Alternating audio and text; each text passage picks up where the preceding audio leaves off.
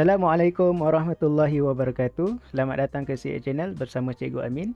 Baik, untuk video kali ini kita akan belajar mengenai kerjaya dan apresiasi reka bentuk RBT tahun 4 unit 2. Jom. Baik, objektif pembelajaran kita pada hari ini adalah yang pertama, murid dapat menyatakan dua kemahiran reka bentuk berdasarkan kerjaya dan pekerjaan yang sesuai dengan betul. Yang kedua, murid dapat mengemukakan sekurang-kurangnya dua apresiasi reka bentuk yang ada di persekitaran dengan betul. Baik, seterusnya. Okey, untuk topik ini kita akan masuk kepada kerjaya pilihan saya. Kerjaya yang cikgu akan ceritakan selepas ini adalah kerjaya yang berkait rapat dengan kemahiran reka bentuk.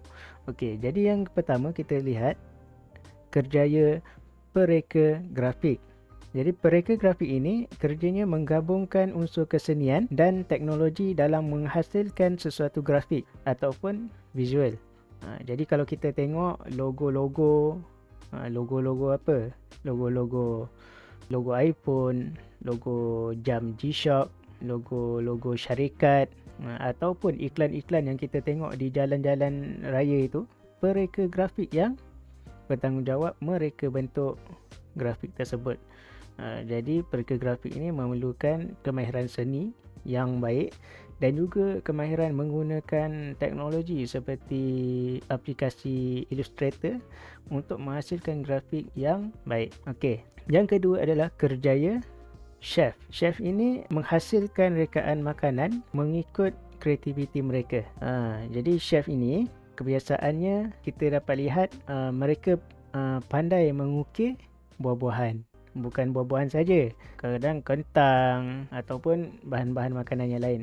Dia mengukir menjadi ikan, bunga ataupun bentuk-bentuk ukiran dan corak yang kreatif lah, yang cantik. Dan mereka juga, chef ini juga pandai menyusun atau makanan supaya menjadi lebih menarik dan kelihatan sedap. Jadi kita sebagai pengguna akan berasa tertarik untuk merasa makanan yang dihasilkan atau yang disediakan oleh chef tersebut. Okey, kita tengok kerjaya yang ketiga adalah kerjaya pereka fashion. Jadi pereka fashion ini menghasilkan pakaian berdasarkan lakaran yang telah mereka lakarkan. Jadi pereka fashion ini dia akan lakar dulu pakaian yang diorang nak hasilkan. Lepas dah lakar, diorang akan tentukan warna apa nak letak, aksesori seperti butang, bunga, atau apa-apa corak untuk diletakkan pada pakaian tersebut. Selepas itu barulah mereka akan mempersembahkan hasil kreativiti mereka dengan menghasilkan pakaian tersebut. Jadi pereka fashion ini selalunya dia akan peka terhadap trend semasa pakaian pada masa kini.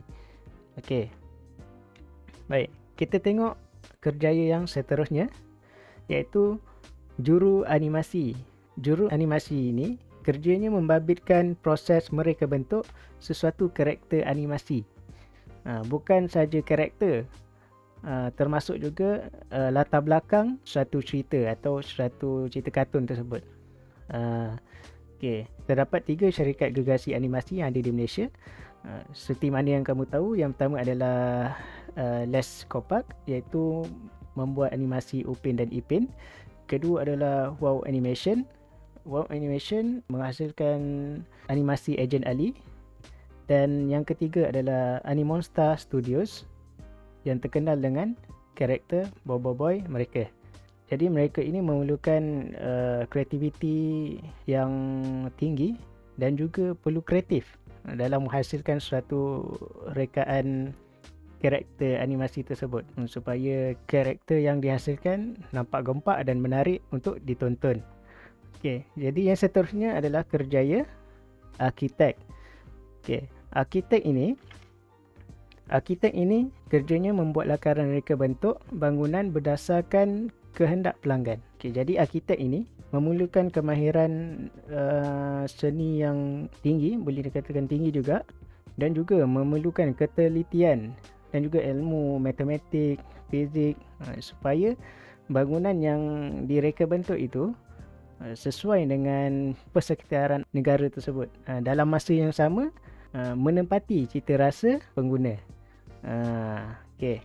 Baik, jadi kalau kamu perasan kerjaya-kerjaya yang cikgu sebut ini semuanya memerlukan kesenian dan juga kreativiti yang tinggi.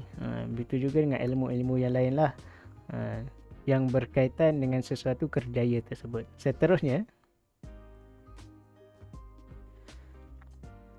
apresiasi reka bentuk. Okey, apa itu apresiasi reka bentuk? Apresiasi reka bentuk merupakan penghargaan terhadap reka bentuk yang telah dihasilkan. Jadi kalau kamu lihat perkataan apresiasi ini, maksudnya adalah penghargaan. Okey.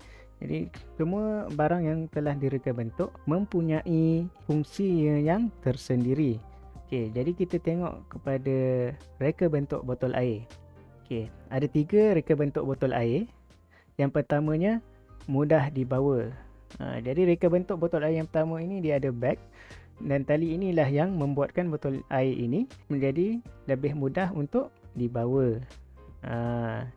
Tidaklah penat kita nak pegang botol air yang besar ini. Kita cuma masukkan dalam beg ini dan kita bawa, letakkan di bahu ataupun pegang macam biasa. Tidak penat. Okey, reka bentuk botol air yang kedua mudah digunakan. Kamu lihat ke atas ni, nampak bentuk straw ini. Jadi dia memudahkan kita untuk minum. Jadi kalau nak minum, kita angkat straw ni, kalau dah habis kita tutup balik, letakkannya di tempat dia balik.